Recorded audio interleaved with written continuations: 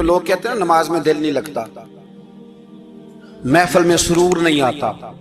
ہم جب اینک تنقید کی لگا کے جاتے ہیں تو کیسے مزہ آئے گا؟ جب ہم سامنے والے کو اچھا ہی نہیں سمجھ رہے، سب سے اچھے ہم خود ہیں.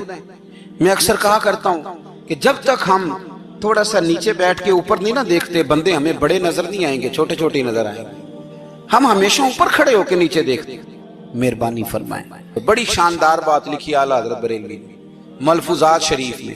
آپ فرماتے ہیں دو بڑے زبردست قاری تھے. تلفظ اچھا ہی ہونا چاہیے، لیکن اس کا یہ مطلب نہیں کہ پھر آپ سب پہ تنقید ہی کرتے رہے. اعلیٰ حضرت فرماتے ہیں دو قاریوں نے نا ایک بزرگ کے پیچھے نماز پڑھی تو ان کے نا کچھ قواعد مستحب، کچھ قواعد ٹھیک نہیں تھے. تو کہنے لگے شہرت تو بڑی سنی تھی، پر بابے کو تو قرآن بھی صحیح نہیں پڑھنا تھا. یہ اعلیٰ حضرت نے لکھا ہے. چھوڑو جو یہ بھی کو بلی ہے. فرماتے ہیں بس مستحب قواعد ٹھیک نہیں تھے، جو چیزیں ضروری ہیں وہ ٹھیک پڑھتے تھے بابا جی. اب ان دونوں نے تنقید کی دل میں اور باہر نکل گئے، ایک دوسرے سے کہنے لگے یار کتنا سوچ کے آئے تھے، پر یہ تو قرآن پاک بھی ٹھیک نہیں پڑھتے. اب موسم تھا تھوڑا سا ایسے ہی معتدل موسم تھا، نہ زیادہ گرمی تھی نہ زیادہ سردی تھی. قریب ایک جھیل تھی. کپڑے اتارے، تہمتیں باندھی اور جھیل میں گھس گئے نہانے کے لیے. ایک شیر آیا تو کپڑے اٹھا کے لے گیا. اب بندہ پانی میں کتنی کو دیر رہ سکتا ہے؟ موسم بھی معتدل تھا، بڑی گرمی میں بھی بندہ زیادہ نہیں رہ سکتا. ٹھٹھرنے لگے، پریشان ہو گئے، کانپنے لگے، جائیں تو کدھر جائیں، بڑے پریشان. اب شیر بیٹھا ہے سامنے اور پہاڑی کے اوپر وہ بیٹھا کپڑے لے کے. اعلیٰ حضرت فاضل بریلوی رحمت اللہ تعالی علیہ فرماتے ہیں کسی نے جا کے بزرگوں کو بتایا کہ وہ آپ کے مہمانوں کے کپڑے لے گیا شیر. تو ٹھٹھر رہے. وہ بزرگ آئے اور آ کے نا تو شیر کو آواز دی، اللہ ہر مشکل دی کنجی یارو ہاتھ مرداں دے آئے. شیر کو آواز دی، کہنے لگے ادھر آئے نا. وہ آیا تو تھپکی دی. فاضل بریلوی نے حقوق والدین پہ لکھا، حقوق اولاد پہ لکھا، استاد کے حقوق پہ لکھا، شاگرد کے حقوق پہ لکھا. اعلیٰ حضرت نے پڑوسیوں کے حقوق پہ لکھا. فاضل بریلوی رحمت اللہ نے پیر اور مرید کے حقوق پہ لکھا. اعلیٰ حضرت نے شرطیں بیان کی مرید کس کا ہونا ہے، شرائط. فرمایا سب سے پہلے 4 شرطیں دیکھو پھر بیعت کرنا. پہلی بات یہ کہ وہ بندہ اتنا عالم ہے کہ ضرورت کے مسئلے بتا سکے، جاہل کی بیعت جائز نہیں. اور دوسرے نمبر پہ فرمایا یہ بھی دیکھو کہ اعلانیہ گناہ تو نہیں کرتا، ظاہری طور پر شریعت کا پابند ہے. تیسرے نمبر پر یہ دیکھو اس کا سلسلہ متصل ہے، باقاعدہ کسی سے مرید ہوا ہے، سلسلہ اوپر تک صحیح چل رہا ہے.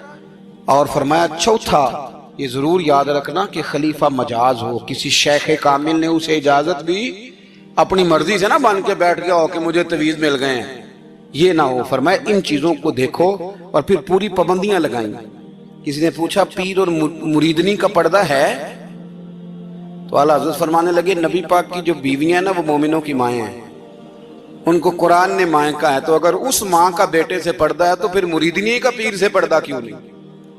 فرمایا واجب ہے مریدنی کے لیے پیر سے پردہ کرنا، واجب ہے. آپ کو ایک بزرگ تھے، انہوں نے اپنے ہاں جلسے پہ بلایا. جب آپ پہنچے تو وہ عورتوں کو ننگے منہ تعویذ دے رہے تھے. آپ نے دور سے دیکھا تو واپس آ گئے. وہ دوڑے پیچھے، کہنے لگے مولانا کچھ تو خیال کریں، لوگ کیا سوچیں گے، ایسے چلے گئے. تو آپ فرمانے لگے شاہ جی آپ نبی پاک کی شریعت کا خیال نہ کریں تو میں آپ کا خیال کروں؟ شریعت اسلامیہ کا خیال نہیں کر رہے، بے پردہ عورتوں میں بیٹھے ہو. وہ کہنے لگے میں توبہ کرتا ہوں، آج کے بعد نہیں کروں گا. فرمایا پھر ہاتھ بڑھائیے، پھر میں آپ کے ہاتھوں کے بوسے لیتا ہوں. اس لیے کہ اگر آپ مان گئے ہیں تو پھر ہمارا اختلاف نہیں. ساری زندگی دین کی پہرے داری کی. اعلیٰ حضرت رحمت اللہ علیہ نے آج سے 150 سال پہلے کہا تھا مسلمان اپنے بینک قائم کریں، اپنا سرمایہ. ایک جو باتیں آج کر رہے ہیں نا آپ کے لوگ دانشور، وہ 125 سال پہلے کہا تھا کہ اپنے بینک بناؤ، آپس میں مسلمان تجارت کریں. فرمایا اپنا پیسہ ایک دوسرے پر خرچ کرو، غریبوں کو وظائف دو، وہ سارے طریقے اپناؤ جو صحابہ نے اور محبوب کریم نے ہمیں عطا فرمائے. مسلمانوں کی فلاح پر انہوں نے بڑا کام کیا. وہ زمان اقبال پہلے کہا کرتے تھے سارے جہاں سے اچھا ہندوستان ہمارا. پھر اللہ نے توفیق دی تو کہنے لگے نہیں، خاص ہے ترکیب میں قوم رسول ہاشمی. اعلیٰ حضرت اسی زمانے سے کہہ رہے تھے نہیں بھائی، جو مصطفیٰ کے غلام ہیں ان کا منصب اور معیار الگ ہے. بڑی محبت سے زندگی گزاری، اللہ سے بڑا ڈرتے تھے. سید ایوب علی رضوی صاحب آپ کے خلیفہ ہیں. وہ کہتے ہیں ایک چھوٹا سا بچہ صبح صبح آ گیا, کہنے لگا حضور آپ کی کل دعوت کرنی ہے, آ جائیں گے؟ آپ نے فرمایا آ جاؤں گا. کہنے لگا میں یتیم ہوں, باپ میرا فوت ہو گیا اور میرا بڑے دل کرتا ہے آپ سے محبت ہو گئی. فرمایا کب آؤں؟ اس نے کہا کل آ جانا. کیا کھلاؤ گے؟ تو چنے کی دال اس نے جھولی میں ڈالی. کہنے لگا حضور میں لے آیا ہوں, رات کو بھگاؤں گا, کل آپ کو کھلاؤں گا. آپ بیمار رہتے تھے, دوپہر کو سوجی کے بسکٹ کھایا کرتے تھے. سید صاحب کہتے ہیں جب وہ جانے لگا تو اعلیٰ حضرت فرمانے لگے اگر اجازت دو تو ایک بندہ ساتھ لے آؤں.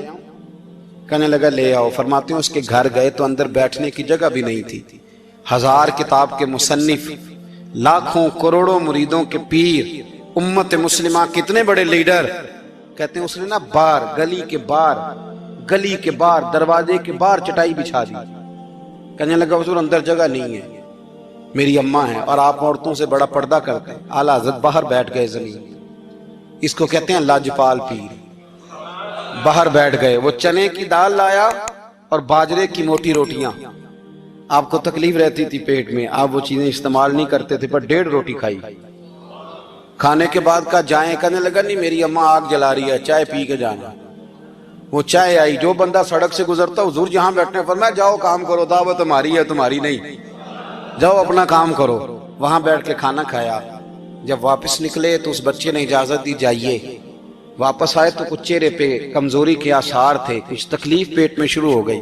سید صاحب کہنے لگے حضور آپ نے کیا کیا, بیمار ہو جائیں گے. فرمانے لگے ایوب علی یار بیماری تو ٹھیک ہو جائے گی, پر تو نے دیکھا نہیں یتیم کا دل کتنا راضی ہو گیا ہے, کتنا راضی ہو گیا اس کا دل, کتنا وہ خوش ہوا ہے. اور فرمایا جب یتیم راضی ہوتا ہے تو اللہ بھی راضی ہوتا ہے, اللہ کے نبی بھی راضی ہوتا ہے. بڑی پرہیزگاری والی زندگی گزاری. 3 باتیں ان کی زندگی کا اصول تھا.